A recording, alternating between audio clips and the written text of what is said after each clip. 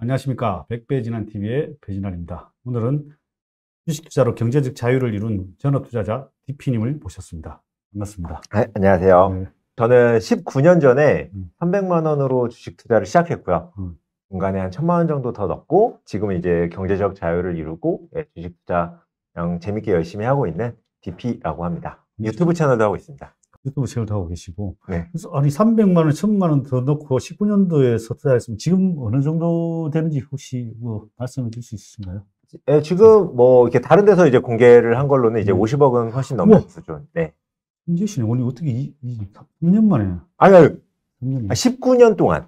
19년 동안. 19년부터 한 게 아니라 19년 동안. 그래서 그렇죠. 이거 19년부터 했으면 거의 뭐 그죠. 경제적인 거. 엄청 오래 했습니다. 제가 대학교 1학년 때부터 한 거라서 네, 엄청 오래 했습니다.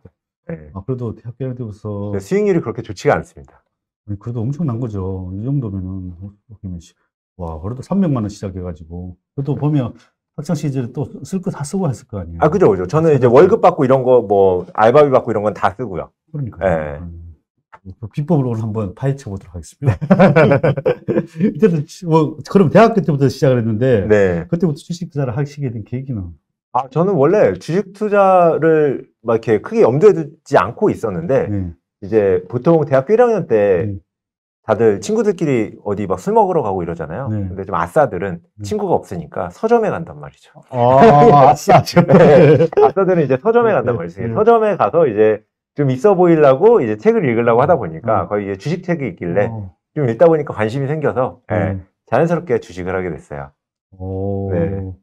그때 그러면은 이 책을 보고 무슨 주식을 해봐야 되겠다 그런 생각이 들던가요? 그죠, 그죠. 그때 제가 처음 본 책이 피터 린치의 피터 린치. 원 업 온 월스트리트. 예. 피터 린치의 베스트셀러 책을 읽었는데 그 책을 보면은 투자가 엄청 쉽게 써져 있거든요. 그래서 되게 쉽게 할 수 있겠다. 그리고 수익률도 저 정도면 나도 할 수 있겠다.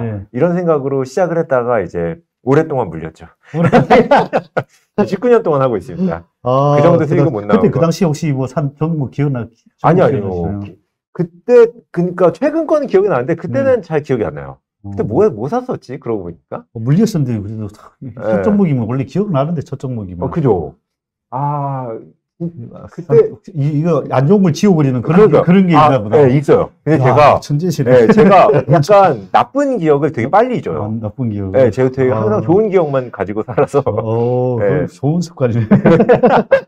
안 좋은 거 빨리 잊어버리네. 네, 빨리 있습니다. 그럼 그 다음에 뭐 성공한 사례가 있었을 거 아니에요? 네. 그죠. 근데 사실 저는 이제 그렇게 막 자주 투자를 하는 성격은 아니에요. 개인적으로는 이제 보통 지금 현재 기준으로 한 5종목에서 7종목 정도 들고 있고요. 한 종목당 평균 한 3년에서 7년 정도 들고 있어요. 그렇기 때문에 7년. 네, 그렇기 때문에 이제 그러니까 1년에 기껏해 한 종목 정도를 바꾸는 수준의 트레이딩 밖에 하지 않아서 대체로 좀 장기 가치 투자를 하고 있는 편이긴 하고요. 저랑 비슷한데, 일단 3년에 7년입니다. 그래요? 그런 분들 많이 못 뵀는데. 저 그래, 3년에서 뭐, 평균 3년 이상이 더. 네, 맞아요. 네. 저는. 종목 수가 좀 틀리고. 초반에는 저도 종목이 관철했었죠. 네, 지금은 한 몇 종목 정도 하세요? 지금은 이제 뭐 하여튼 50개 안쪽으로 이제. 그렇구나. 많이 늘었어요. 꽤 많이 분산을 하시는구나. 뭐, 진짜. 원래 이제. 커지고 이러다 보니까. 원래 이제 분산을 하면서 수익률이 높은 사람이 천재잖아요. 그렇네요. 그렇지 않아요? 천재는 아닌 것 같은데. 피터 린치가 천재인 이유가 사실 1000종목을 하면서 그 수익률이 나왔기 때문이잖아요. 네. 사실 뭐 집중 투자하면 운으로라도 수익률이 좋을 수 있기 때문에 저처럼. 저는 이제 실력으로 그 수익률이 안 나올 거라는 걸 생각하고 있어서 운이라도 좀 따라야겠다. 그래서 로또 사는 심정으로 안 늘리고 있습니다. 그렇죠. 근데 이게 저도 이렇게 장단점이 있더라고요. 근데 문제는 터지면은 이게 운이 좋으면 빨리 터지고. 맞아요. 운이 나쁘면 좀 오래 걸리고. 그래요. 그죠. 종목은 아무리 좋아도 그 자기한테 들어오는 또 타이밍과 운이 뭐 중요하더라고요. 맞아요. 저는 게다가 또 운이 안 좋은 편이라 제가 산 거의 진짜 제가 아직까지 산 회사 중에서 한 3-4개 빼고는 제가 사고 나서 30%에서 50% 이하로 하락하지 않은 종목이 거의 없어요. 대부분 제가 사고 나면 한 30%에서 반토막까지는 다 빠져요. 약간 이상한 트라우마, 이상한 징크스 같은? 그러면 나중에 그러면 30% 처음에는 한 뭐 조금만 샀다가 30% 네. 이때 그때 많이 사시면 되겠네요. 그러니까 제가 그래서 그것도 해봤어요. 그래서 제가 하도 그 징크스가 있어서 나눠서 30% 되니까 또 샀는데 그 평균가에서 30%가 또 빠지더라고요. 그래요? 그래서 와 이거 안 되겠다. 이거는 뭐 있다 싶어서 지금 그냥 포기한 상태예요. 거기여서. 네, 그래서 진짜 말씀하신 것처럼 종목 수가 작으니까 한 종목 30%에서 50% 빠지면 타격이 좀 있거든요. 그렇죠. 맞아요. 네, 그래서 약간 항상 이렇게 마음 졸이면서 하고 있습니다. 아, 네. 오늘 30% 빠진 종목 한번 물어봐야 돼. 이제 곧 반등 시기가 온 것 같아. 일단 오늘 막판에 한번 물어보도록 하겠습니다. 그리고 또 말씀하신 것 중에 네네네. 뭐 보면 뭐 주식 부자가 되려면 종잣돈을 모으지 마라 이렇게 말씀하신 것 같은데. 그게 제가 그냥 어디 다른 채널에 나가서 그냥 막 비슷한 얘기가 누구였지? 다른 지인이 막 종잣돈 얼마 모으고 투자를 시작해야 되냐 막 이런 질문을 하더라고요. 근데 그게 좀 너무 말이 안 되는 것 같은 거예요. 왜냐면 어쨌든 이게 부동산을 투자하는 거다라고 하면 이제 일정 수준 이상 돈이 있어야 되니까 그런가 보다 싶은데 사실 주식 투자는 뭐 100만 원이어도 할 수 있잖아요. 근데 굳이 이거를 뭐 몇 천만 원, 1억 막 이런 종잣돈을 모을 때까지 기다릴 필요가 있나? 근데 곰곰이 생각해보면 그냥 모으는 모든 단계에서 투자를 하게 되면 투자가 잘 되거나 안 되거나 둘 중에 하나잖아요. 잘 되면 아무리 금액이 적어도 기분이 좋잖아요. 그렇죠. 그렇죠. 그러니까 100만 원 투자해서 50% 벌어도 기분 나쁠 리는 없잖아요. 그리고 잘 안 되면 사실 이게 그 대표님이나 저처럼 이제 길게 투자하는 성향상은 이거를 1억으로 투자하는 거랑 100만 원으로 투자하는 거랑 사실 그렇게 큰 차이가 있지 않거든요. 철학상. 그렇기 때문에 100만 원으로 투자했을 때 충분히 똑같이 배울 수 있거든요. 종잣돈을 어느 정도 모으고 투자하는 거라. 그래서 떨어지면 적은 돈으로 조금만 손해를 입고 배울 수 있고 올라가면 돈을 벌 수 있는데 떨어져도 좋고 올라가도 좋은데 왜 종잣돈을 굳이 모으려고 하는 거지? 라는 생각이 저는 더 먼저 들더라고요. 네, 그래서 그냥 그 친구한테 그냥 그러니까 종잣돈을 따로 모으지 말고 주식 투자를 할 거면 그냥 미리 시작을 해라. 라고 이제 충고를 하면서 이제 그런 말을 했었던 것 같아요. 네. 상당히 일리가 있네요. 종잣돈 굳이 모을 필요가 없네. 그래서 계속 뭐 떨어지면 땡큐, 올라가도 땡큐. 그죠. 모으면 되니까. 네, 떨어지면 이 투자 방법이 내가 잘못을 했거나 뭐 다른 투자 방법을 찾아보거나 어쨌든 개선할 수 있는 여지가 생기잖아요. 조금만 잃고 나서. 네, 그래서 떨어져도 괜찮은 것 같고. 수지 맞네. 네. 처음에 수지 하려면은 작은 돈으로 오히려 서서 테스트 해가면서 그러니까요. 경험을 쌓는 게 더 중요하니까 종잣돈이 필요가 없었습니다. 맞아요.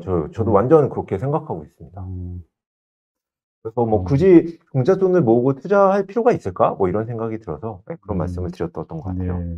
그러면 이제 아까 전에 얘기했다시피 이제 첫 번째 성공한 투자 어떤 걸 사가지고 한번. 그러니까 저는 사실 이제 제가 투자하는 것들의 대부분은 그냥 일반인들이 알 수 있는 회사들 그런 것들만 투자를 했었어요. 그래서 뭐 남들이 많이 투자하는 뭐 바이오나 반도체나 뭐 LCD 자동차 이런 쪽은 단 한 번도 투자해 본 적이 없어요.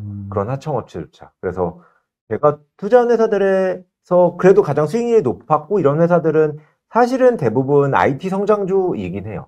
예, 뭐 제가 자산주나 뭐 이렇게 좀 다양한 형태로 투자를 하는 편이긴 하지만 그래도 수익률이 높았던 것들은 그런 쪽이긴 하고요. 그래서 제가 이제 다른 데서 이제 뭐 말했던 종목 중에서 이제 저의 성공 스토리와 이제 하락 스토리가 같이 있는 종목을 하나 말씀을 드려보자면 제가 이제 예전에 투자했던 종목 중에서 그 스피릿 에어라인이라는 회사를 투자한 적이 있어요. 이게 미국의 저가항공, 미국의 제주항공인 건데 이제 제주항공이랑은 조금 달라요. 제주항공은 그냥 저가항공, 그러니까 미국으로 치면 사우스웨스트 에어라인이 만든 그 저가항공의 공식을 그대로 따라하고 있는 항공사다라고 본다면 이제 그 공식을 유럽에서 라이언에어라는 곳에서 되게 비용을 더 낮추면서 따라했거든요. 그러니까 저가항공이라는 건 뭐냐면 기존의 항공사는 사실 이익을 내기 너무 힘들잖아요.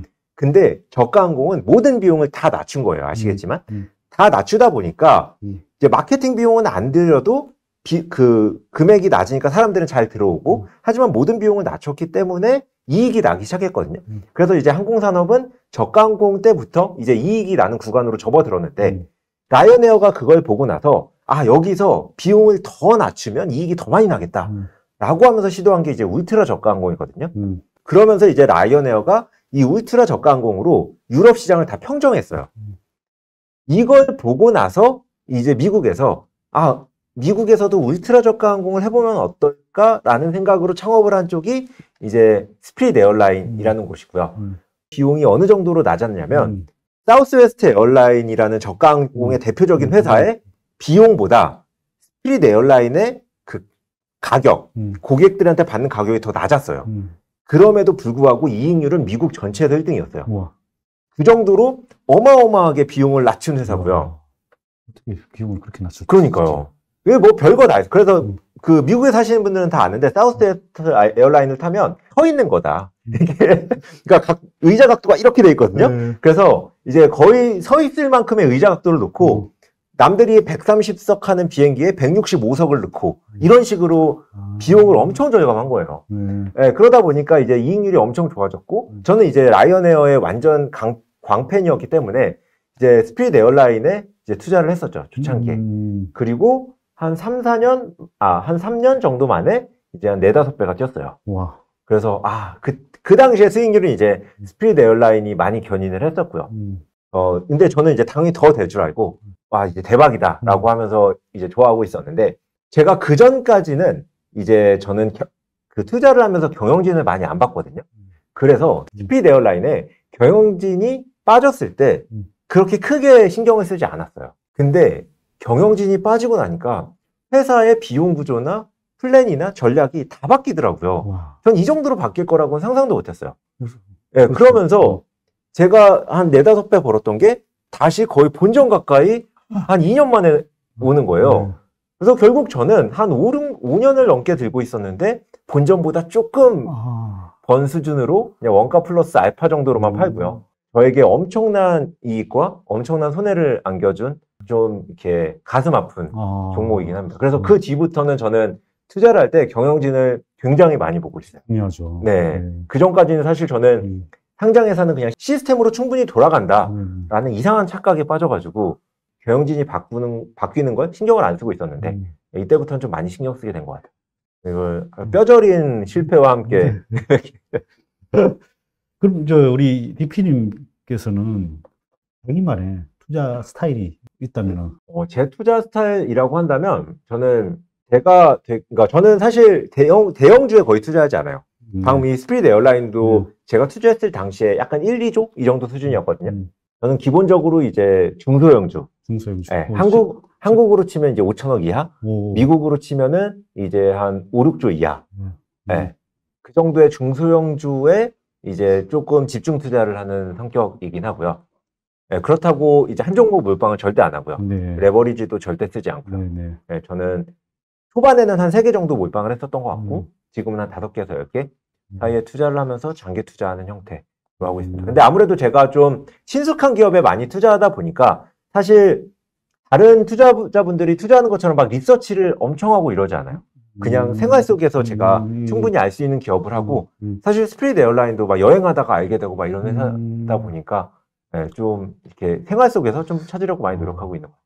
그 스타일을 이렇게 고수하게 된 계기가 있는가요? 아니면 뭐 그까지 그 스타일이 고수하기까지 뭐 시간이 어느 정도 걸렸다든가? 그러니까 사실 저는 그러니까 보통 투자하시는 분들 보면 투자 스터디 같은 것도 되게 많이 하시고 뭐 대학교 때도 투자 동아리 하시고 막 이러면서 서로의 투자 방법이나 종목을 교류를 많이 하잖아요. 근데 저는 지금 불과 한 3-4년 전까지만 하더라도 투자하는 사람 중에서 아는 사람이 한 명도 없었어요. 네, 저는 저랑 비슷하시네요. 정말요? 비슷하시다. 네, 저는 그냥 혼자서 그냥 책만 보고 투자하다 보니까 그냥 다른 투자법에 대해서 크게 고민조차 하지 못했어요. 처음에 피터 린치 책으로 시작하고 막 워렌 버핏 책을 보고 이러다 보니까 그분들이 이제 말하는 그런 철학이 그냥 정석의 투자법이라고 생각을 하고 근데 막상 해보니까 저도 그냥 이게 저하고 잘 맞는 것 같아서 그냥 했던 것 같아요. 네, 그리고 이제 기본적으로 성격이 아싸다 보니까 그런 인싸들의 모멘텀 투자, 이제 정보 매매 이런 것들에 대한 창구 자체가 없어요. 그 정보 매매도 창구가 있어야 정보 매매를 하잖아요. 누가 귀 속에다 속삭여줘야 되는데 아무도 내 귀 속에 속삭여주지 않는 거죠. 정보를 주지 않아요. 진짜 그게 맞는 것 같아. 나도 정보를 들을 때도 없고 뭐 혼자서 그 당시에 뭐 우리 때는 또 그런 게 없었으니까 뭐 누가 알는 사람도 없고 거의 혼자서 거의 독방에서 혼자서 하니까 정보를 들을 때도 맞아요. 이렇게 또 그 종목을 일상생활에서 고르시고 이런다 보니까 많이 게으르신 편인데 아, 엄청 게으릅니다. 이게 투자가 원래 좀 게을러야 잘 되거든요. 맞아요. 저도 네, 제가 지금 4년 전에 은퇴를 했는데 네. 그 뒤로는 이제 지금 서울하고 제주도 반반 살면서 육아에만 힘쓰고 있어요. 진짜 이 투자가 이 원래 이 심플해야 되거든요. 이게 너무 막 이게 쫓아가다 보면 아, 맞아요. 쫓아가다 보면 네. 너무 엄청나게 단순화시킨 거잖아요. 근데 저는 진짜로 엄청 단순하게 투자하고 있어요. 그래서 저는 가끔씩 이제 너무 똑똑하면 투자를 못 하겠다 이런 생각도 가끔씩은 하는 것 같아요. 이게 저런 변수를 어떻게 다 고려하지? 막 가끔씩 보면은 막 뭐 이런 외교 문제, 뭐 FMC 이자율 막 이런 거를 막 다 고려하는데 저는 이거를 제 투자에 고려하는 방법조차 모르겠어요. 도대체 이자율을 내 투자에 어떻게 고려해야 되지? 내가 이자율을 올리면 갑자기 다 팔아야 되나? 근데 그것도 또 이상하잖아요. 연전히 이자율을 올린다고 갑자기 팔아버리는 것도 너무 이상하고. 너무 많이 왔네. 이런 거 어떻게 고려해야 되지? 저는 그걸 고려하는 방법조차 모르겠어요. 그러니까 가끔씩은 너무 똑똑하면 못할 수도 있겠다. 이런 생각도 하게 되는 것 같아요. 저도 솔직히 주식을 엄청 쉽게 했거든요. 이렇게 다 비슷하게 했어요. 아, 그래요? 와, 근데 저랑 비슷한 투자 스타일이라고 말씀하신 분 진짜 처음 봤어요. 네. 그래서 저는 솔직히 노트북 들고 옛날에는 해외 여행 다니고 그랬죠. 와. 거의 10개월만 되면 한국에 없었어요. 아, 정말요? 너무 좋다. 그럼 이제 거래는 거의 잘 안 하시겠네요. 그죠. 거래는 뭐 1년에 한 번 정도 하면 많이 하고, 거의 뭐 한 번에서 0번 왔다 갔다 하는 것 같아요. 코로나 같은 하락장도 이렇게 겪었었잖아요. 네, 그죠. 리먼 차트도 겪었을 거고. 맞아요. IMF는 겪으셨나? IMF는 못 겪었죠. 리만부터 겪었죠. 그러면 이제 겪었을 때, 그런 이제 멘탈 관리, 뭐 여러 가지 뭐 시장이 폭락할 때 많이 겪었을 거 아니에요. 그럴 때는 어떻게? 멘탈 무너져요. 같이 무너지죠. 아, 그죠.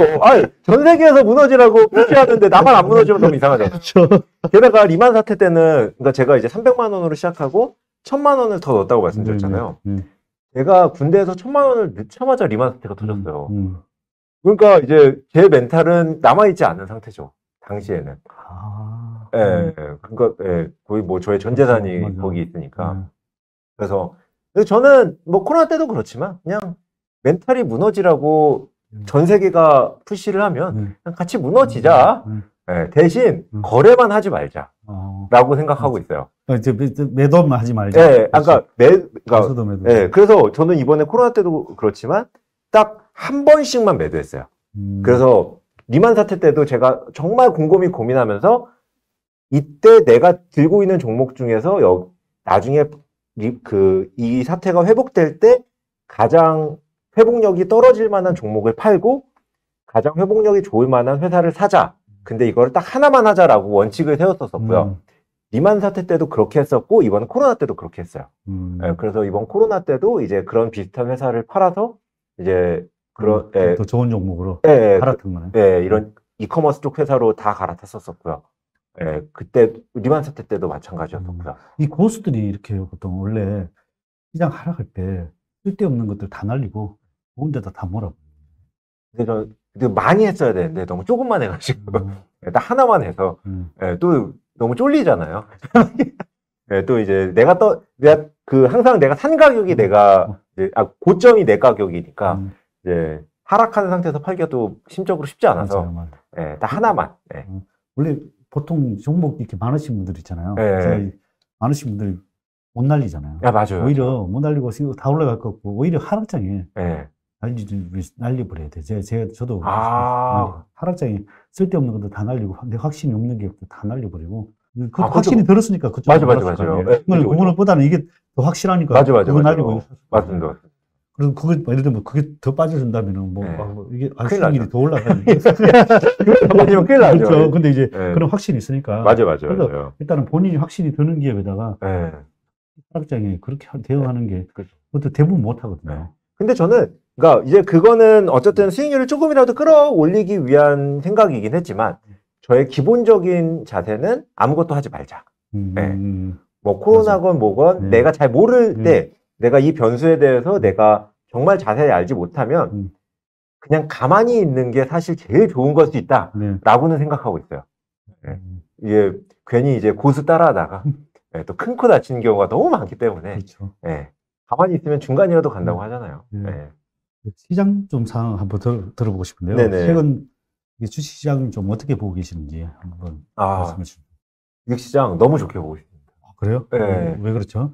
저는 제가 재작년에 이제 어떤 종목 하나를 사려고, 재작년에 이제 로블록스를 사기 위해서 네네. 이제 제 전체 자산의 반을 팔았어요. 그래요? 네, 왜냐면 재작년 말에 로블록스가 8조에 상장한다 그랬거든요. 네. 로블록스가 8조에 상장하는 건 말이 안 된다. 네. 이거는 진짜 인생 베팅이다. 이러면서 제 전체 자산의 절반을 팔았어요. 로블록스에 8조 상장을 바로 투자하려고. 근데 상장하기 이틀 전에 취소했어요. 그러더니 4개월 후에 45조에 상장했어요. 와. 그래서 이제 너무 짜증이 나는 거예요. 근데 이제 어쨌든 현금이니까 이제 저는 적정 밸류엔 절대 안 사거든요. 제가 무언가를 살 때는 이거 진짜 싸다 라는 생각이 있어야만 사는데 그 뒤로 살라고 제가 아무리 찾아봐도 진짜 싼 회사가 안 보이는 거예요. 그래서 사실 저는 작년에 주식시장에서 은퇴를 했어요. 그래요? 네, 그래서 난 이제 주식시장을 떠나야겠다. 내가 이제 주식시장에서 종목을 찾는 능력이 떨어졌나 보다.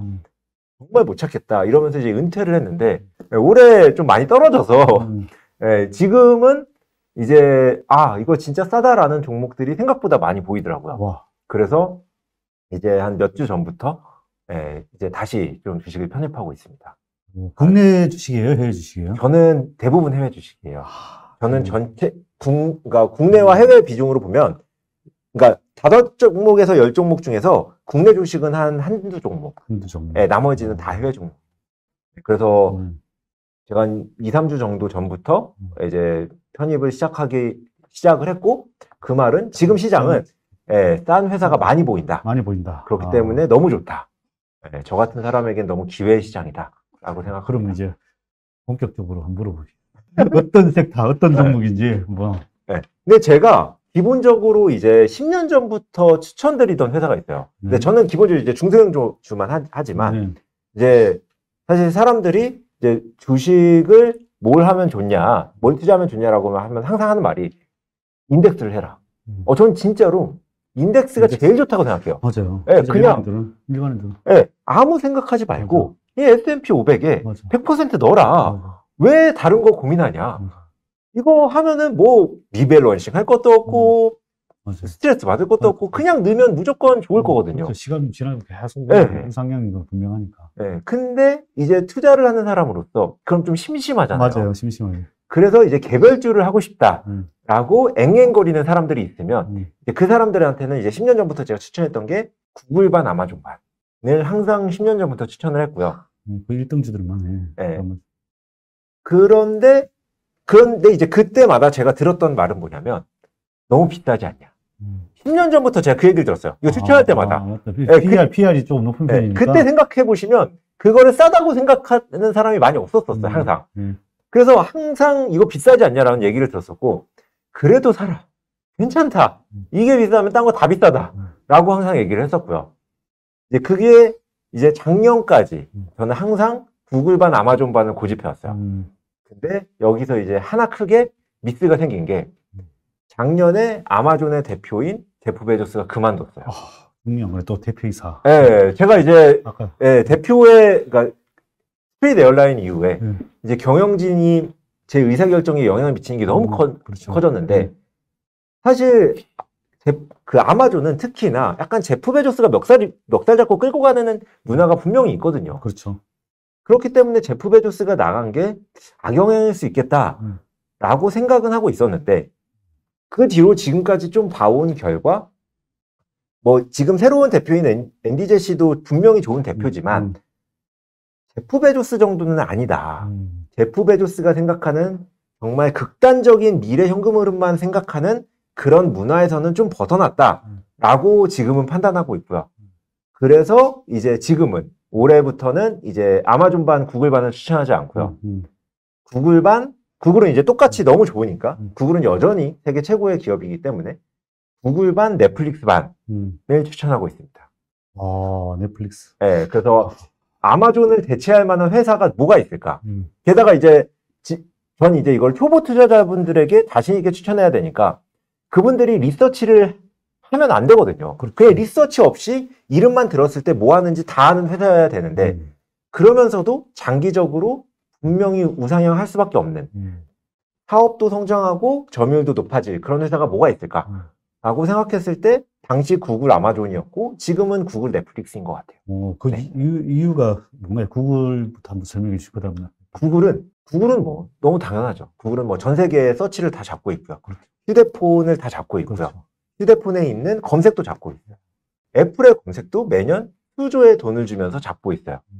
그러니까 저는 이제 기업을 볼 때 사실 이 기업에 여러 경쟁력이 있는데 되게 많은 경쟁력들은 한두 개의 핵심에서 나오거든요. 그래서 이 핵심만 좀 잘 보려고 노력을 하는데 구글은 그 핵심은 이 검색과 유튜브 이 두 개 이외에는 사실 나머지는 여기에서 파생된 핵심이라고 보여지고요. 이 두 개는 과거에도 너무 좋았고요. 지금도 구글의 점유율이 떨어지지 않고 있고 유튜브의 점유율은 말도 안 되게 좋아지고 있고요. 네. 그렇죠. 이 상황에서 사실 구글을 저평가할 수 있는 요인은 전혀 없다고 보고 있어요. 하지만 유튜브도 그렇고 구글에서 하고 있는 이 검색과 유튜브에서 버는 돈을 기반으로 유튜브에서 이제 흑자는 아니겠지만 버는 돈을 기반으로 하고 있는 다양한 사업이 재무제표와 밸류에이션에 저는 제대로 반영이 되지 않고 있다고 생각하고요. 10년 동안 안 돼 왔고 앞으로도 안 될 거예요. 왜냐하면 여기서 하고 있는 사업들이 너무 어마어마하기 때문에 분명히 뭐 장기적으로도 충분히 우상향할 수 있는 여지가 있다고 생각하고 있습니다. 진짜 어떻게 보면 이걸 바꿀 만한 그런 획기적인 게 뭐 아직까지는 눈에 띄는 게 없어요. 그러니까요. 이게 되게 거의 모든 산업에서 이제 구글이 하고 있는 산업들만 엄청 큰 산업인데 대항마가 없어요. 대항마가. 그러니까 사실 애플이 하는 것마저도 안드로이드가 있는데 구글이 하고 있는 검색과 유튜브는 대항마 자체가 거의 존재하지 않거든요. 너무 안정적으로 성장할 수밖에 없는 비즈니스다. 검색은 이제 뭐 중국과 러시아에서 이제 검색의 대항마가 있고 그들과는 다르지만 한국에서도 있고 그 셋을 같이 보기에 좀 부끄럽긴 하지만 뭐 어쨌든 중국과 러시아, 대한민국을 제외하고는 전 세계의 검색을 먹고 있기 때문에 대항마가 거의 없다라고 생각해도 과언이 아니죠. 네. 그럼 이제 넷플릭스는 결정하신 이유는? 넷플릭스도 이렇게 핵심 경쟁력을 하나로 말해보자면 보통 이제 IT 기업들은 유저 수로 많이 얘기를 하잖아요. 그렇죠. 근데 IT 기업에서 얘기하는 유저 수들은 다 공짜 유저들이에요. 그렇잖아요. 저희가 뭐 카카오톡 유저 수다라고 하면 공짜로 쓰는 유저 수, 뭐 게임 유저 수, 다 공짜로 쓰는 유저 수들을 다 포함한 거거든요. 근데 넷플릭스의 유저 수는 돈을 주는 유저 수예요. 돈을 주지 않는데 매달 돈을 내지 않는데 유저로 들어갈 수 없는 상황이거든요. 그런데 전 세계에서 압도적으로 1위고 글로벌로 1위고 이거를 넷플릭스를 대항할 수 있는 회사가 기껏해야 디즈니 정도다. 디즈니. 근데 그렇죠. 이 컨텐츠 비즈니스 자체는 사실 승자 독식이 아닐 거거든요. 분명히 롱테일이 존재하는 비즈니스인데 넷플릭스가 독보적인 1위고 2위가 그나마 디즈니다. 그리고 전 세계 영화와 TV 산업이 이 스트리밍 서비스로 넘어가고 있다. 이 산업 구조 자체가 사실 장기적으로 우상향할 수밖에 없는 산업 구조라고 보여지고요. 여기서 이제 아까 이제 말씀드렸던 경영진 쪽으로 들어가자면 넷플릭스는 경영 구조가 사실 너무 합리적이에요. 사실 다른 회사들처럼 대표이사가 바뀐다고 뭐 달라질 수 있는 그런 부분이 아니라 미디에이팅을 중심으로 의사결정 자체가 바텀업으로 이루어지고 있거든요. 그러다 보니까 경쟁사들이 하고 있는 이 서비스들을 되게 린하게, 되게 가볍게 잘 쫓아가고 있거든요. 그러다 보니까 이런 IT 부분에 있어서도, 컨텐츠 부분에 있어서도 의사결정 구조 자체도 충분히 장기적으로 경쟁사들에게 대응할 수 있을 만한 되게 안정적인 구조다. 산업 구조도 너무 안정적인데 여기서 압도적인 1등이다. 라는 것 자체가 사실 뭐 충분히 장기적으로 우상향할 수 있을 만한 회사라고 생각하고 있습니다. 네. 지금은 이익이 사실은 싸게 뭐 5개까지 볼 수 있잖아요. 아이디가 5개가 막. 그죠. 말씀하신 게 보니까 수익 모델을 창출하려면 더 많이 할 수 있을 것이다. 그죠. 그러니까 수익 모델이 창출할 수 있는 방법은 너무 많이 있어요. 그러니까 사실 이거는 그러니까 사람들이 좀 오해할 수도 있는 부분인데 넷플릭스의 수익 모델은 현재 있는 그 월 고정 모델에서 창출할 수 있는 방법이 너무 많은 게 예를 들면 여러 명이 계정을 공유하는 것조차 사실 처음부터 정관에는 막혀져 있었던 부분이거든요. 근데 이 부분을 이제 최근에 이제 수익 모델로 이어지게 하고 있고요. 근데 여기서도 되게 똑똑한 게 뭐냐면 그거를 되게 거부감 없이 진행하고 있어요. 나라별로 테스트를 해가면서. 이게 제가 아까 말씀드렸던 이 바텀업의 의사결정에서 나오는 방식이거든요. 분명히 이제 탑다운의 의사결정이라면 딱 주요 의사결정권자가 내리는 그 방향대로 주요 나라를 딱딱 장악하면서 들어갈 텐데 여기는 이제 바텀업의 의사결정 방식이다 보니까 영향이 되게 덜할 만한 데서 거기서 나오는 아이디어로 차근차근 이루어지고 있고요. 게다가 저는 이 금액 자체도 높아질 수 있는 여지가 엄청 많다고 생각해요. 그렇죠. 지금 그 넷플릭스의 평균 가격에서 미국과 뭐 한국이나 이런 데들은 꽤 높은 편이긴 한데 인도나 이런 쪽으로 보면요 엄청 낮아요. 그리고 거기는 더 낮추고 있어요. 그래요? 네.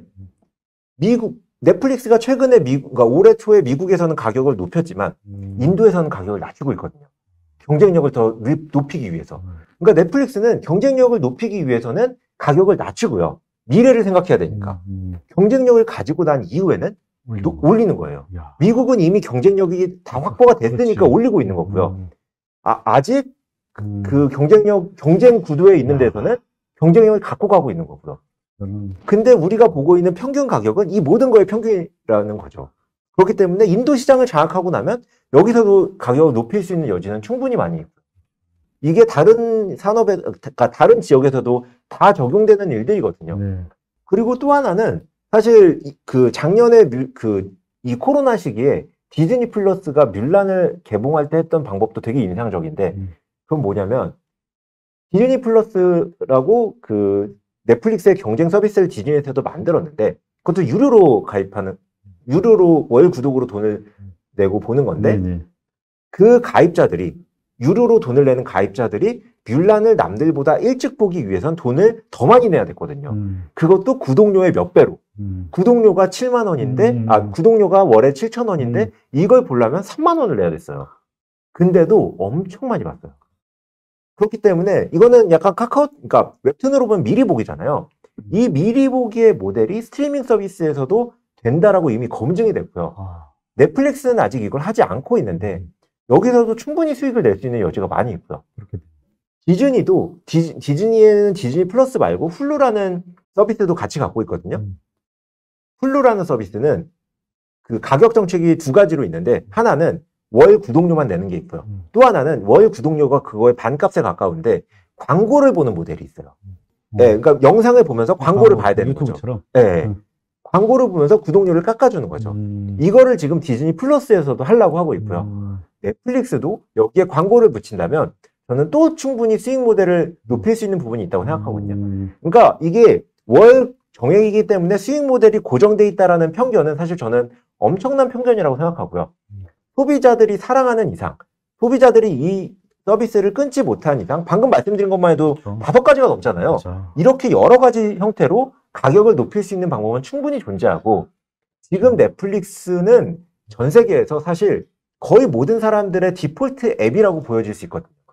예, 그래서 이거를 끊기가 가격을 높여도 쉽지 않을 거다라고 생각돼요. 어제 올려도 무조건 살 것 같아요. 왜냐면 뭐 저도 주말에 뭐 집에 가면 넷플릭스부터 뭐 한 프로를 보는 거 드라마를 보든 영화를 보든 뭐 주말에는 시간 때우거나 뭐 차에서나 뭐 그러니까요. 꼭 하여튼 넷플릭스를 시간 때울 때 항상 넷플릭스를 켜는 것 같아요. 예. 그리고 이제 스트리밍 서비스들은 이제 가입했다 빠졌다가 되게 자유로운 서비스인데 지금 모든 사람들의 인식 속에는 그 안에도 넷플릭스는 그냥 가져가거든요.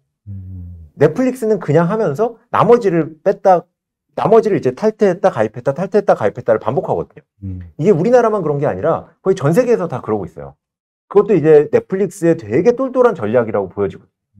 넷플릭스가 경쟁자가 없을 때부터 이렇게 언제든 해지할 수 있는 서비스로 시작을 했고요.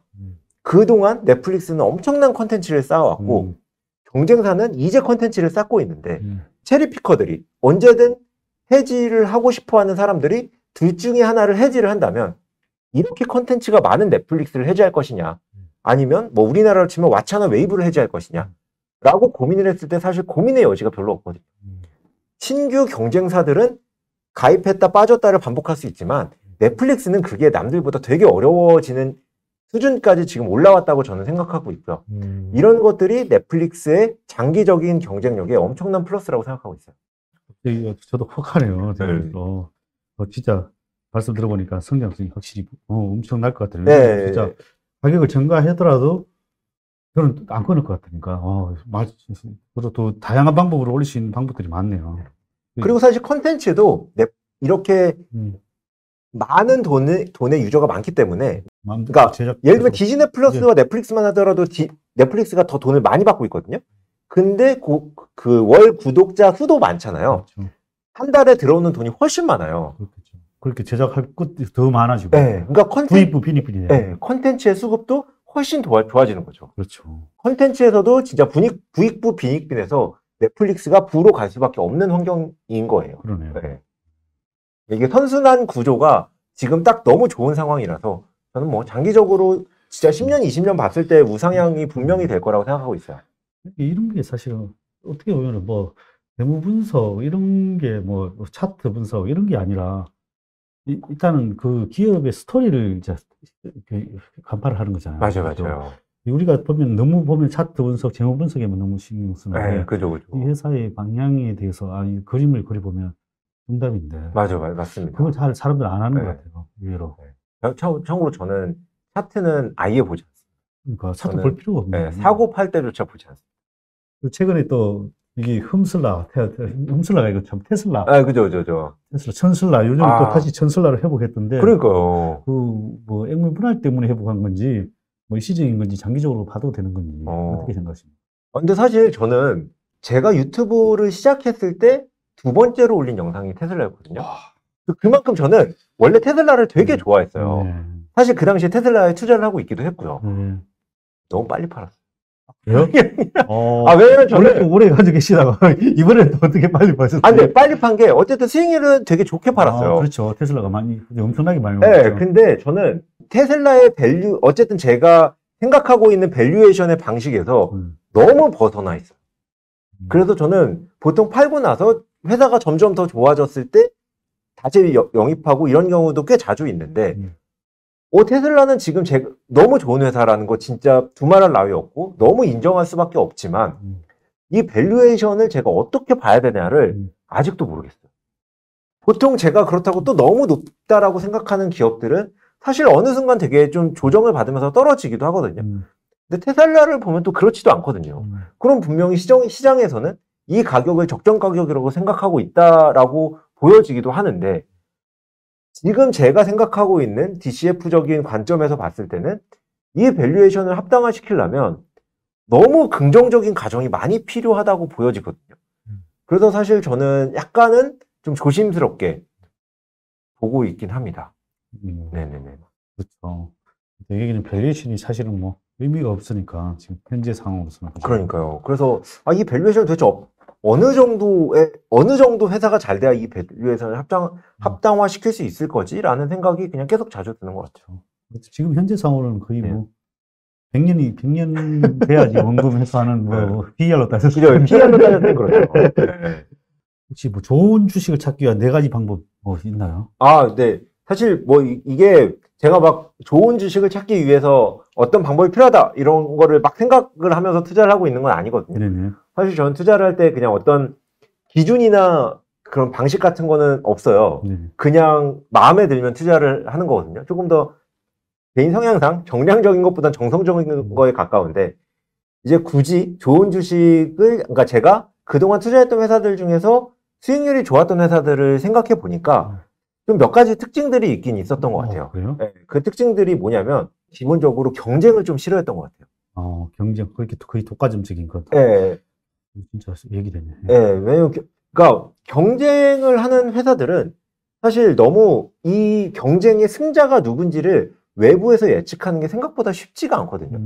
이거야말로 정말 리서치가 정말 딥하게 자세히 들어가야 되는 부분인데 사실 저는 또 제가 리서치를 또 그렇게까지 깊게 하는 편은 또 아니라서 리서치의 깊이를 얕게 하면서 수익률을 높일 수 있는 방법이 어디 있지 않을까 이렇게 고민했을 때는 사실 경쟁이 없는 기업에 투자했을 때 조금 더 리서치를 하지 않아도 네. 수익률이 좋았었던 것 같아요. 네, 그래서 저는 경쟁이 없는 회사를 조금 더 선호했고요, 항상. 네, 네. 근데 이게 또 그 시장이 성장하지 않을 때는 이 기업에 너무너무 잘해야 돼요. 사실 피터 린치나 이런 책들 보면은 이제 시장이 성장하지 않아도 성장하는 기업들은 있다. 이런 기업을 잡으면 수익률을 잘 낼 수 있다. 라는 이야기가 있는데 네. 저는 그래도 이제 파도가 뒤에서 치는 게 훨씬 낫다. 네, 저희같이 게으른 사람들한테, 개미 투자자들한테 그거를 이기려고 열심히, 그러니까 제가 생각하는 건 다 이거예요. 리서치를 얕게 하면서 노력을 들이지 않으면서 수익률을 높이려면 그래도 시장이 성장하고 있어야 거기에서 운이라도 좋아서 이 회사가 잘 될 수가 있잖아요. 시장이 하락하고 있으면 이 회사가 잘 되려면 진짜 잘해야 될 때 시장이 성장하고 있을 땐 운 좋아서라도 잘 되거든요. 그래서 저는 이제 기본적으로 시장은 꼭 성장해야 된다 라는 생각은 가지고 있어요. 좋네요. 예. 근데 이제 가끔씩 이 경쟁에 있어서 뭔가 오해를 하실 수 있는 부분이 경쟁이 없는 회사를 찾으려고 하다 보면 전 세계에 존재하지 않아요. 제가 아까 구글이 경쟁이 없다. 검색과 유튜브가 경쟁이 없다라고 설명은 드렸지만 사실 구글은 창업 이후에 엄청난 경쟁에 직면했었거든요. 시작부터 경쟁이었고 중간에도 뭐 빙부터 시작해서 더덕고에서 전 세계에서 검색에서 뛰어들려고 엄청난 투자를 했었는데 그걸 다 방어한 거거든요. 그러면 그리고 유튜브도 지금 뭐 틱톡부터 시작해서 엄청난 경쟁사들이 사실 있거든요. 이 내부적인 경쟁력이 결국 이런 B2C, 그러니까 소비자를 대하는 기업에서는 브랜드 가치로 결국 연결이 되거든요. 맞네. 그래서 브랜드 가치가 엄청 센 기업들은 사실 잘 모르지만 그런 경쟁의 우위를 잘 지키고 있을 가능성이 높거든요. 그러니까 스타벅스 브랜드 가치가 엄청 세지만 커피 맛을 봤을 땐 좀 남들보다 그렇게 맛있는지 모르겠고 뭘 잘하고 있지? 라고 했을 때 잘 모르지만 스타벅스의 브랜드가 세다는 건 알잖아요. 그러면 뭔가는 잘하고 있는 거야. 우리는 모르지만 뭔가는 잘하고 있는 거야. 구글도 유튜브도 뭔가는 잘하고 있는 거야. 그리고 자세히 리서치 해볼 때마다 이런 브랜드 가치가 센 기업들은 진짜로 뭔가는 잘하고 있더라고요. 그렇기 때문에 이제 리서치 얕게 이제 게으른 사람들이 투자하기엔 경쟁이 아예 없을 수는 없기 때문에 그래도 브랜드 가치가 높은 데에 투자했으면 좋겠다.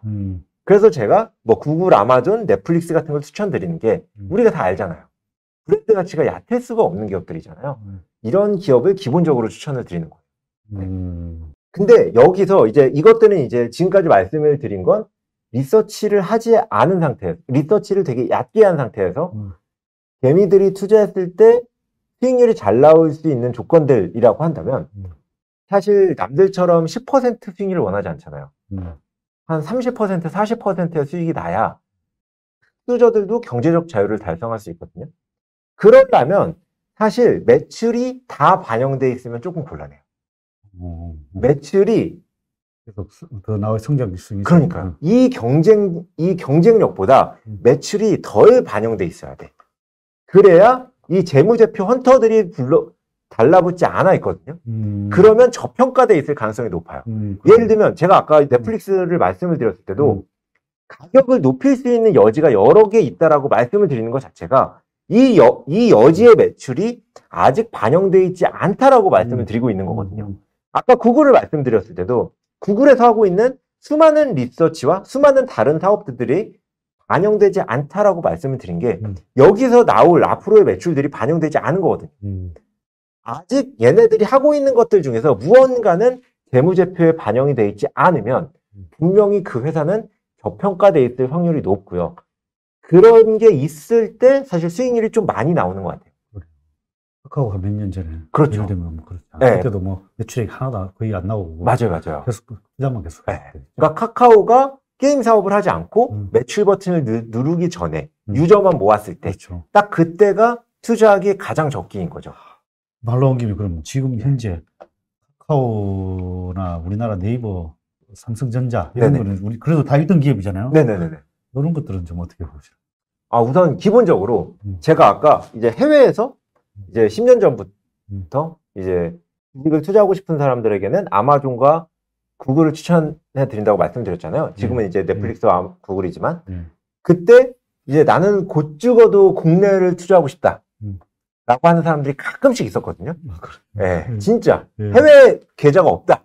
곧 죽어도 국내를 투자하고 싶다. 라고 하시는 분들께는 저는 네이버 카카오를 추천드렸어요. 네이버 카카오. 네이버 카카오는 사실 뭐 아까 말씀드린 것처럼 기본적으로 우리가 모르는 회사가 아니잖아요. 기본적으로 뭐 리서치를 할 필요도 없어.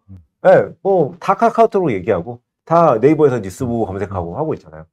그리고 이 경쟁력이 적어도 저는 단기간에 줄어들 거라고 생각하지 않아요. 아까 말씀드렸던 핵심 경쟁력들. 네이버에서는 검색을 하고 카카오에서는 메신저를 한다. 나머지는 결국 그 경쟁력에서 나오는 거거든요. 이 핵심 경쟁력들이 줄어들 기미가 안 보여요. 그렇기 때문에 저는 네이버 카카오는 뭐 많이 올라가고 부침이 있고 했지만 저는 장기적으로 갖고 있을 때 장기적이란 말은 2, 3년이 아니에요. 분명히 한 5년에서 10년을 말씀을 드리는 거고 장기적으로 갖고 있었을 때 저는 분명히 우상향하는 회사다라고 감히 말씀드릴 수 있을 것 같아요. 그렇죠. 네. 어쨌든 그 회사들도 아까 말씀하신 경쟁이 이렇게 우리나라에서는 없는 기업이잖아요. 그렇죠. 그러니까 사실 네이버, 카카오 둘 다 이제 이 네 가지로 본다면 둘 다 경쟁이 없어요. 그렇죠. 하지만 그렇다고 진짜 경쟁이 없냐? 경쟁이 있거든요. 네이버만 하더라도 폰으로 오면서 구글이 모바일에 대한 검색을 많이 뺏고 있어요. 많이 뺏기죠. 그리고 카카오도 사실 10대로 내려가면 10대들은 카카오 안 써요. 다 페이스북 메신저, 인스타 DM 써요. 맞네. 하지만 그럼에도 불구하고 저는 이 네이버 카카오의 브랜드 가치가 여전하다고 생각하고요. 투자할 만한 가치가 있다고 생각해요. 그래서 경쟁과 브랜드 가치에 있어서 충분히 좋은 기업이다라고 생각하고 시장 성장성. 지금 오프라인의 모든 것들이 온라인으로 넘어오고 있잖아요. 지금 카카오와 네이버가 뭐 핀테크를 하고 이것저것 하는 게 결국 오프라인의 것들을 IT로 옮기는 건데 온라인으로 옮기는 건데 이때 지금 네이버와 카카오가 하는 것들이 커머스가 됐건 뭐가 됐건 다 성공적으로 이 핵심 경쟁력을 바탕으로 이루어지고 있고요. 이렇게 넘어오는 시장들은 앞으로 충분히 더 많을 거고 성장할 거거든요. 아직도 지금 커머스 전체에서 온라인 비중이 반이 안 되거든요. 미국은 20%도 안 돼요. 그렇기 때문에 충분히 성장할 여지가 있다라고 생각을 하고요. 그리고 매출에 있어서 사실 뭐 네이버와 카카오 둘 다 어느 정도 이들이 하고 있는 사업에 대해서 매출도 많이 나오고 있는 건 사실이지만 저는 뭐 충분히 신사업을 할 수 있는 여지도 있다고 생각하고요. 네, 이 부분은 뭐 약간은 컨트로버셜하지만 저는 뭐 충분히 괜찮은 이 기준에서도 괜찮은 기업이다라고 보여집니다. 그럼 이렇게 좋은 회사로 판단되면 어느 정도까지 가져가야 네. 팔 때를 생각하고 계시는가요? 아니면 어느 정도까지 끝까지 가져가야 되나? 저는 기본적으로 제가 파는 건 딱 두 가지예요. 하나는 이 회사의 경쟁력이 없어졌을 때, 또 하나는 이 회사 말고 다른 좋은 살만한 게 생겼을 때. 네. 또 하나가 더 있다. 또 하나는 이 회사가 주가가 오버밸류 됐을 때, 제가 생각하는 가치가 있는데 그 가치보다 너무 많이 높아졌을 때. 네, 이 세 가지 이외에는 저는 거의 팔지 않아요. 엄청 심플하네요. 네. 정답인데. 그죠? 할 때. 근데 다들 너무 복잡하게 하세요. 다들 머리가 너무 좋은가 봐. 난 이게 복잡하게 못 하겠는데. 예. 이게 아마 다들 너무 그러니까 빨리 부자가 되고 싶어서 그런 것 같아요.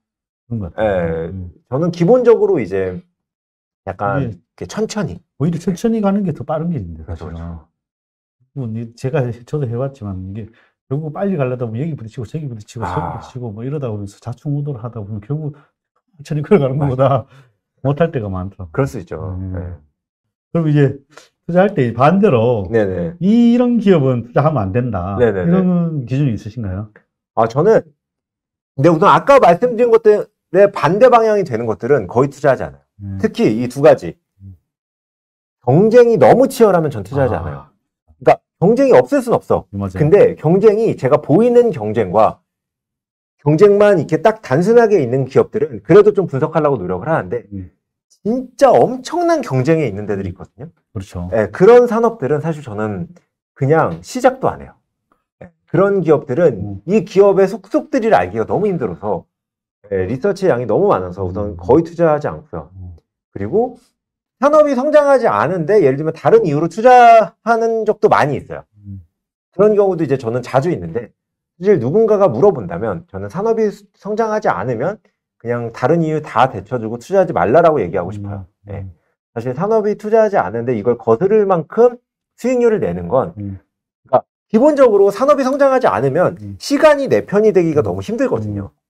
그러니까 산업이 성장을 할 때는 내가 가만히 있을 때 내 주식이 오르지 않아도 시간은 내 편이니까 산업은 성장하니까 너무 편하게 기다릴 수 있는데 산업이 성장하지 않을 땐 시간이 내 편이 아니니까 사실 좀 심리적으로도 너무 조급해지거든요. 그래서 저는 산업이 성장하지 않아도 투자할 경우가 있지만 초보자들은 산업이 성장하지 않을 땐 투자하지 않는 게 좋지 않을까 뭐 이렇게 생각하고 있습니다. 그래서 뭐 이 두 가지만 사실 잘 지켜도 그리고 저는 또 하나 이제 너무 다양한 사업을 하거나 대기업의 하청업체 이런 회사들은 또 투자하지 않아요. 이런 회사들도 사실 리서치가 너무 어렵다. 네. 근데 뭐 우리나라에서 사실 슈퍼개미 뭐 배 대표님도 많이 투자하셨을 것 같긴 하지만 국내에서 많은 슈퍼개미 분들은 사실 대기업의 하청업체에 투자하지 않고서는 돈 벌 수 있는 방법이 또 많지는 않잖아요. 그렇죠. 네, 반도체 하청업체 이런 거 투자 안 하고 어떻게 돈을 벌겠어요. 네, 저는 해본 적은 없지만. 근데 사실 이런 거에는 저는 이제 대표님처럼 좀 많은 리서치의 경력이 필요하다고 생각하는 편이긴 하고요. 네, 좀 이렇게 리서치를 저처럼 이제 좀 많이 못 하시는 분들에게는 이제 이런 어려운 회사들보다는 좀 간편한 회사들을 투자하는 게 더 좋지 않나라고는 생각하고 있습니다. 그래서 너무 좋습니다. 일단 그러면 경쟁이 치열하다. 테슬라는 그럼 어떻게 경쟁이 치열하다고 봐야 되는가요? 그러니까 테슬라는 사실 이제 아까 말씀드린 그 방법에서 말씀드리면 경쟁이 있지만 테슬라가 너무 빨리 시작을 했기 때문에 브랜드 가치가 압도적인 회사라고 보는 게 맞는 것 같아요. 사실 경쟁이 없다라고 보기엔 이제 너무 많은 자동차 회사들이 이쪽 시장에 뛰어들었고요. 그렇죠. 예. 하지만 다른 어떤 자동차 회사들이 뛰어들어도 지금 테슬라가 전기차 시장에 갖고 있는 브랜드 가치를 감히 근접조차 할 수 없거든요. 예. 그래서 뭐 저는 밸류에이션의 문제지 그냥 회사로만 봤을 때는 그냥 뭐 두말할 나위 없죠. 그렇죠. 예, 너무 좋은 회사라고 생각합니다. 네. 재무제표는 아예 안 보시나요? 저 재무제표 엄청 자세히 봅니다. 의외시라. 아까 전에 그거만 봤으면 재무제표 안 보실 것 같은데. 아니요. 저는 재무제표를 그러니까 저는 이제 완전 초보자들은 재무제표 없이 그냥 우선 투자를 하는 게 좋다라고 생각하지만 어느 정도만 이게 좀 진지하다면 전 재무제표는 무조건 봐야 된다고 생각해요. 네, 재무제표는 사실 안 보면 안 되죠. 재무제표가 그 기업을 그러니까 그 기업의 언어잖아요. 그렇죠. 이 기업을 표현해주는 수단인데, 그러니까 제가 기본적으로 재무제표를 보는 시각은 이 회사를 바라보고 이 회사가 나아가는 방향을 재무제표로서 확인을 해야 돼요. 확인을 하지 않고 이 스토리만 보면 이 스토리에 다른 변수들, 중요한 변수들이 빠져 있을 수 있거든요. 그러니까 내가 생각한 스토리대로 가고 있는데 재무제표가 반대로 가고 있을 수 있거든요. 그 말은 무슨 말이냐? 예를 들면 내가 삼성전자에 투자를 하는데 삼성전자에서 시작한 커피숍의 투자 아이디어로 투자를 한다. 말이 안 되잖아요. 근데 누군가는 잘 모르면 그렇게 투자를 할 수 있다는 거죠. 잘 모르는 사람은 이 기업에 되게 작은 사업부가 잘 될 줄 알고 투자를 하는 건데 사실 이런 것들은 이제 잘 모르는 사람들 입장에선 사업 보고서를 자세히 보고 재무제표를 보고 이러면서 검증을 해야 되는 거죠. 아까 제가 넷플릭스를 말씀을 드렸지만 넷플릭스도 분명히 컨텐츠에 대한 투자를 무지막지하게 하거든요. 근데 이 컨텐츠 투자에 대한 투자가 합리적이냐 아니냐는 재무제표를 봐야 알 수 있거든요. 재무제표를 보지 않고 여기는 컨텐츠 투자를 하는 회사고 너무 좋다라고 생각을 하기엔 이거는 투자이기 때문에 투자가 무조건 좋다라고 말할 수는 없거든요. 그렇죠. 이게 합리적이냐라는 걸 봤을 때 보려면 재무제표를 보지 않고선 절대 설명할 수 없어요. 내 재무제표를 봤을 때 충분히 합리적인 투자다라고 생각을 하고 있는 거고요. 재무제표 보실 때 이렇게 생각해 보는 항목들은 어떤 거예요? 그거는 사실 회사마다 전혀 다르다고 생각해요. 회사마다 다르다. 네. 그러니까 사실 저는 이제 재무제표를 볼 때 가장 유심히 생각해야 되는 부분이 재무제표는 회사를 다 담지 않는다라고 생각을 해야 돼요. 그렇죠. 회사마다 좀 틀리죠. 네. 그러니까 투자를 하다 보면 뭐 질문 많이 받으시겠지만 뭐 밸류에이션도 그렇고 여러 측면에서 하나의 공식으로 여러 개를 해석하고 싶어 하는 사람들이 많거든요. 내가 이 투자법을 깨달았기 때문에 나는 앞으로 모든 내 투자에 이 투자법을 적용할 거야. 근데 저는 그런 거 없다고 생각해요. 재무제표도 마찬가지거든요. 재무제표도 이 회사, 어떤 회사냐 따라서 중요한 항목이 전혀 다르고요. 봐야 될 항목이 전혀 달라요. 그리고 같은 산업이라고 하더라도 재무제표를 다르게 작성할 수 있거든요. 그래서 재무제표를 볼 때는 저는 꼭 이 재무제표가 나타낼 수 있는, 회사를 나타낼 수 있는 한계를 명확히 알고 봐야 된다고 생각해요. 같은 사건도 이 재무담당자가 누구냐에 따라서 이 같은 사건을 어디에 배정하느냐를 거의 임의로 결정할 수 있고 이게 회계적인 원칙에 충분히 맞을 수 있거든요. 근데 이걸 어디다가 배정하느냐에 따라서 재무제표가 전혀 다르게 보일 수 있거든요. 그렇기 때문에 이제 재무제표를 보실 때 꼭 재무제표의 한계를 명확히 알고 봐야 되고, 근데 이게 너무 복잡할 수 있거든요.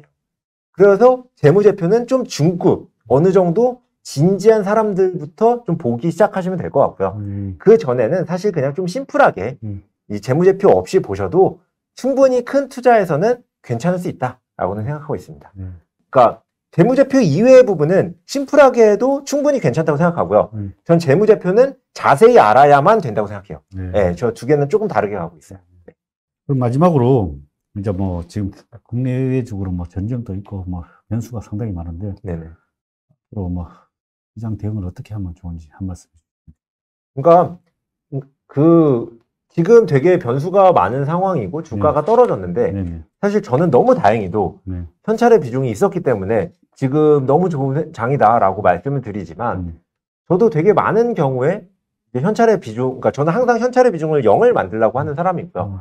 저 코로나 초창기에도 현찰 비중이 없었거든요.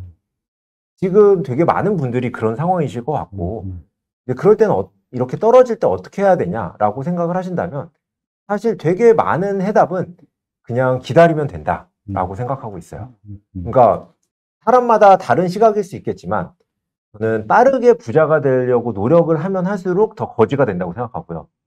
네, 그냥 약간 포기하면 포기할수록 더 수익률이 좋을 수 있다? 정답인 것 같아요. 네, 라고 생각을 하거든요. 이렇게 주가가 조금 떨어졌을 때, 이때 내가 무언가, 막 드라마에선 그러잖아요. 막 주가 폭락하면 막 어떤 전략을 세워서 이거를 반등시키고 막 이러는데, 그런 것들이 오히려 저는 더 망하는 지름길일 수 있다라고 생각을 하고요. 분명히 좋은 회사에 잘 투자를 했다면 어느 정도의 주가 하락은 오히려 기회로 올 수도 있는 거고요. 장기적으로 봤을 때 사실 지금 제가 오늘 말씀드린 뭐 아마존, 넷플릭스, 구글 이런 모든 회사들을 보면 이 회사들이 모두 뭐 금융위기부터 시작해서 리만 브라더스 다 거쳤거든요. 장기 그래프를 보면 언제 그걸 거쳤는지 알 수도 없을 정도예요.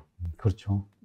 이 살짝 떨어졌던 게 그때야? 이런 느낌이 들 거거든요. 맞아요. 그러니까 저희가 장기로 생각했을 땐 지금 하락은 하락도 아니라고 생각해요. 저희가 처음부터 좋은 기업에 투자를 한다라는 마인드로 좋은 기업을 잘 고르고 잘 샀다면, 좋은 기업을 잘 못 고른다면, 제가 말씀드린 기업이나 인덱스만 샀다면, 사실 이런 작은 하락은 정말 작은 하락일 거고요. 장기적으로 봤을 때 분명히 우상향할 거라서요. 그냥 난 천천히 부자가 돼도 된다라는 생각으로 기다리시는 게 가장 좋은 방법이 아닐까. 멘탈적으로도 돈적으로도 가장 좋은 해답이 아닐까라고 생각하고 있습니다. 마지막으로 전업 투자를 꿈꾸시는 분들에게 한번 좋은 말씀 하나 해주십시오. 모든 사람이 경제적 자유를 이룰 수 있는 건 아니지만 분명히 경제적 자유를 이뤘을 때 너무 행복한 부분들이 있기 때문에 포기는 하지 마시되 너무 빠르게 경제적 자유나 전업 투자자가 돼야겠다라는 생각보다는 천천히 이거 안 돼도 좋아 라는 생각으로 하시는 게 과정이나 결과가 둘 다 좋을 거라고 생각해요. 그래서 그냥 너무 성급하지 않으셨으면 좋겠다. 저도 19년 걸렸다. 라고 말씀드리고 싶네요. 오늘 DP님 모시고 너무 좋은 말씀 많이 주셔서 감사합니다. 그냥 일반적인 원론적인 얘기만 드려서 원래 원론적인 얘기가 사실은 근데 심플하고 단순함이 있다고 생각하거든요. 그래도 오늘 와주셔가지고 좋은 말씀 주셔서 감사합니다. 감사합니다. 다음에 또 한번 초대하겠습니다. 너무 감사합니다. 감사합니다. 네, 감사합니다.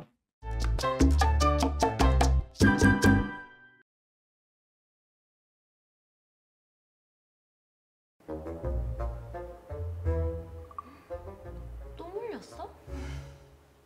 난 전생에 불나방이었나 봐. 빨간 물만 쫓다가 또 물렸어. 야, 너 너 개미면 개미답게 노력을 해야지. 그렇게 운만발해가지고 슈퍼개미 될 수 있겠어? 야, 걔 말이 쉽지. 막상 정보 공부하고 분석하다 보면 아니 이거는 개미 오브 개미 나도 아는 정보들인데 남들이야 모를까 싶단 말이야. 슈퍼개미 배진아님이 그러셨는데 주린이는 공부만이 살 길이다. 슈퍼개미? 누구? 성공 투자 원하니? 너희도 해봐. 볼릿. 왜 반말? 아무나 못하는 기업 분석 정보를 누구나 누릴 수 있도록 스스로 하는 성공 투자를 위한 투자 정보 플랫폼 블릿. 너희들도 될 수 있어. 슈퍼개미. 누구랑 얘기하시는 거예요? 어? 근데 아저씨 진짜 슈퍼개미예요? 나 누군지 몰라?